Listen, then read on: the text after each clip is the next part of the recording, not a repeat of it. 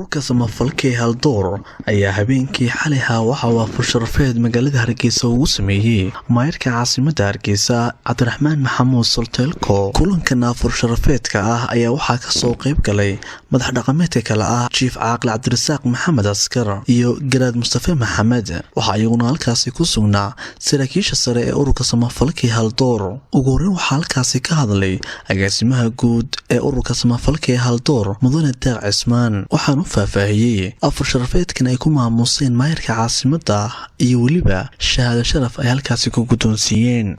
maayirka caasimadda Cabdiraxmaan Maxamuud Caydi, garaadka Chief Caaqil Cabdirasaaq Askar iyo dhammaan maxay ahayd xubnaha sharafta badan ee Haldoor. kulankan muhiimadiisu waxay ahayd maxay ahayd kulankan casho sharafta inaanu maayirka caasimadda Hargeysa siino abaalmarin sidii uu uga soo qayb qaatay hawlaha guud marka uu ka yahay dugsiga farsamada gacanta ee Haldoor uu gacanta ku hayo oo runtii ilaa asaaskiisii ilaa maanta uu gacan weyn uu ka geystay. markii ugu horeysay hindisahan oo yimid farsamada gacanta dhulkii lagu bilaabay markaas payskiisu ahaa waxa bixiyay maayirka kadib markii wajigiisii hore la bilaabay dhismaha dugsiga farsamada gacanta wuxuu kaga qayb qaatay 3 block oo dhul inuu iskuulka maxay ahayd lagu daro. sidoo kale wuxuu kaga qayb qaatay maayirku miisaaniyadda 2017ka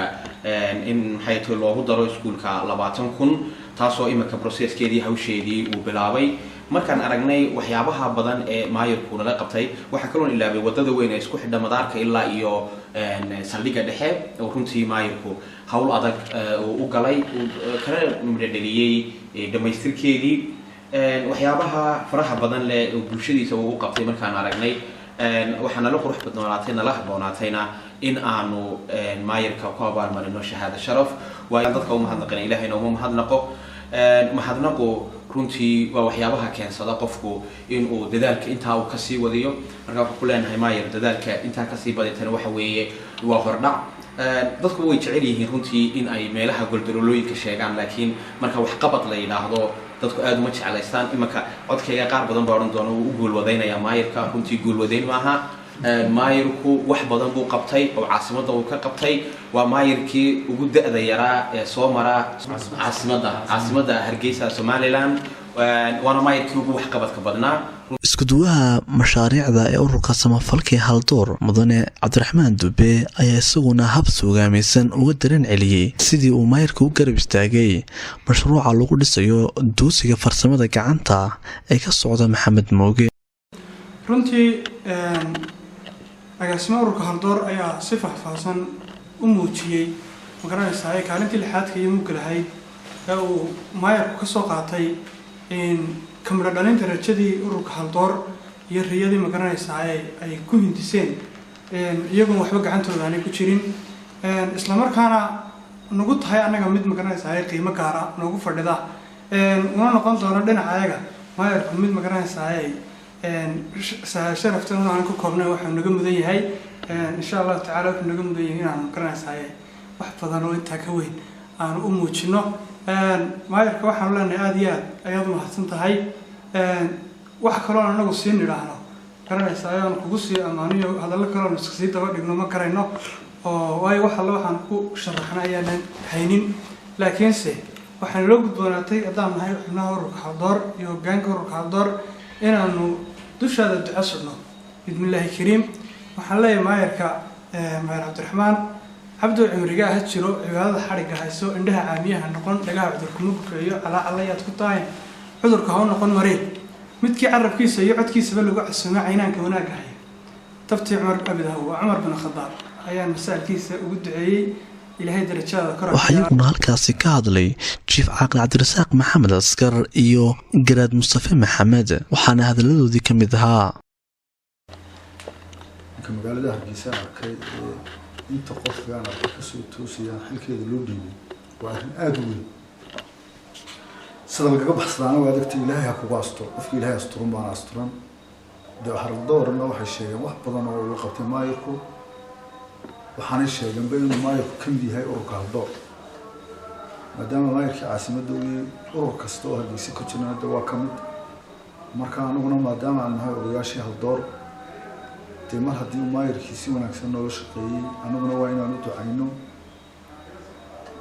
wixii dhimanaya aan baahayaanu kala hadlayna si fiican buu noogu ballan qaaday inuu qabanayo waxaanay ka shaqeynayaan haldoorna waa niman dhalinyaro ahoo nadiif ahoo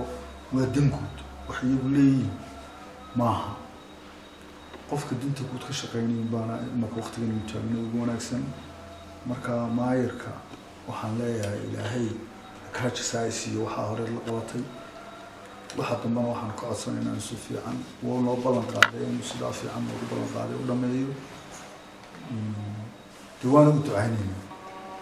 Soomaalidu waxay ku mahmahdaa anaa hore looma hadlo laakiin waxaan isirun mahadnaqa abtiga iyo ducadaas ma ka hadhin laakiin hadalka waxa dhameeyay limanka yaryar ee aan anaguna odayada u nahay ee haldoor ee ay hadima in Afrika iyo cashada u sameeyay gudoomiyaha isaguna si fiican oo gobonimada ayuu nooga soo aqbalay ayuu uga aqbalay namada amaantii iyo wanaagii uu haldoor iyo iskuulka sababtiisa iyaga dhameeyay waxaan ugu ducaynaynaa sida uu caaqil Cabdirasaaq sheegayba waxa wanaagsan ee uu la soo qabtay ururka haldoor oo isaga la'aantii haddii aan ururka bixin aanu iskuulkaasi dhismeen siday sheegeen 3 bilood oo kalena uu ku caawiyay oo iskuulka lagu xoojin doono waxa kale oo carabka uu ku dhuftay inuu meelo kale u qaraaci doono ahayn dawladdiisa hoose sida hay'adaha oo la hadlay waxba imaka magacaabi maayo oo aan ka hor dhacayn laakiin meelo kale inuu xitaa u qaraaci doono magaciisa uu ugu qaraaci doono iyo wajigiisaba ayuu carabka noogu dhuftay taana aad iyo aad ugu mahadsan yahay waa maalin Ramadaan habeenkii 28 ayaynu ku jirnaa waxaana wanaagsan man sana'a ilaykum ma'rufan fakafiuhu nabiga alayhi salatu wasalaam qofka wanaag idin sameeya idinkuna abaalguda maanta waa abaalgudkaas uu inamada yaryar ay garteen ayaa anaguna hadii aanu odayadii haldoornahay aanu la qaadanay aanu ku mahadinaynaa maxay heeday gudoomiyaha caasimadda Hargeysa waxaanu leenahay ilaahay ka jaaisiyo abti baad noo tahay anaga oo noo dheer maxay heeday gudoomiyaha maayirnimada Hargeysa marka abti waxaanu ku leenahay sida danta guud aad ugu heelan tahay ee namada yaryar ayniga leeg markay ku yeedhaan aad u soo ajiibtay adigoo maayirka caasimadda ayaa waxaanu ku leenahay waad ku mahadsan tahay ilaahay ka jaaisiyo waraabaha qabashada barayna wuxuu yiri waa sidaas oo laga sii adkeeyo oo lagu sii xoojiyo abti waxaan ku leeyahay waa asaas waxa aad qabatay waa asaas oo laga sii kordhiyo inta cimriga ku hadhayna Allah ku barakeeyo inta waqtiga gudoomiyaha kaaga hadhayna waxaan ku leeyahay Allah kula qabto oo ugu dambeyntii waxaa halkaasi shahaado sharaf lagu guddoonsiiyey maayirka caasimadda Hargeysa mudane Cabdiraxmaan Maxamuud Solteelko waxaa shahaadada lagu guddoonsiiyey gudoomiyaha waxqabadkii uu la qabtay ururka haldoor iyo dhammaan magaalada wixii uu ka qabtay waa abaalmarin adduunyada si waxa ka fiican xuskaaga shahaadada oo inta gurigiisa dhigto ku xasuusto beriga haldoor inta uu nool yahay marka waa taas maayir Solteelko ayaa ka daranayay shahaado sharaftan la guddoonsiiyey الحمد لله رب العالمين وصلى الله وسلم على سيدنا محمد اللهم صل على محمد runtii garaadka chief caaqilka iyo xubnaha haldoor iyo xasan halkan joogaba waxaan leeyahay assalaamu calaykum waraxmatullaahi wabarakaatu runtii waxay tahay dhiirigelin waxa weeyaan marka lagu siiyo shahaado lagu dhaho waxaasaad qabatay waxay tahay inay dhiirigelin noqoto ood shaqada kusii dhiibato ood wax kala qabato waa idinkaga mahadnaqayaa afurka iyo cashada iyo dee dhiirigelinta wanaagsan aad samayseen runtii chief caaqilnimadaas dayati markay yimaadeen